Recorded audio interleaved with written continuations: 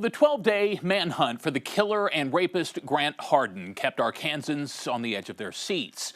But nowhere was it more real than Calico Rock. Residents there are certainly used to living with a prison around the corner, but a prison escapee presented a whole new threat. Our Daniela DeHogany spoke with locals about their experience.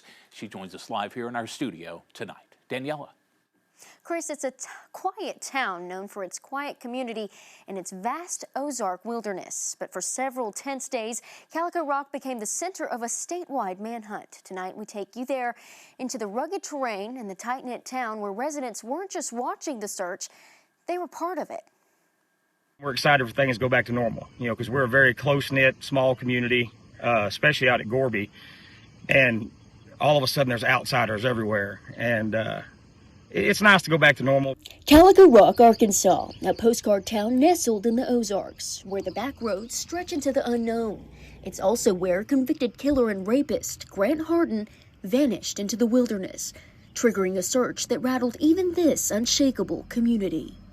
I'm sure there were some folks that were scared, but most of the people that I know in the Gorby community, it was more of an annoyance than anything, because we don't lock doors. We don't worry about things.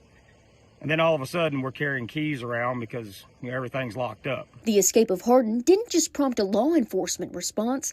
It sparked a grassroots one. Neighbors grabbing flashlights and four-wheelers, checking on cabins, texting each other with updates, and keeping a watchful eye. We have a lot of land, and so we would just go out in the evenings and kind of ride around and see if we saw anybody or any sign. I have some neighbors that have vacation cabins, and I'd periodically go check their house to see if anything was broken or the doors had been kicked or something like that. And it being a small community, everyone's texting and talking. So, I think I knew about him being captured within 7 to 10 minutes of it happening. Few know this wild country better than Bo Ashmore.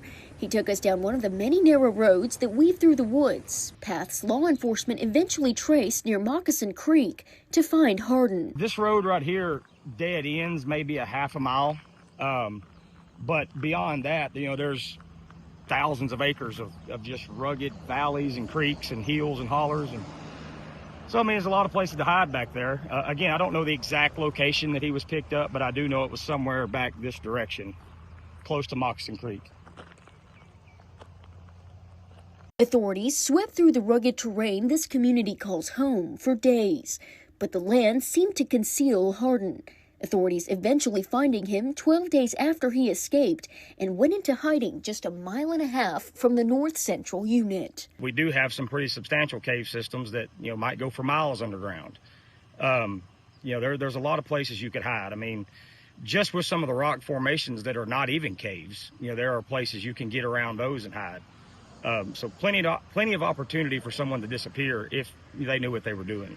Ashmore says this land isn't just rugged, it's resourceful. Locals say someone with survival skills could last a while out here. And if you know what to look for, the forest can even feed you.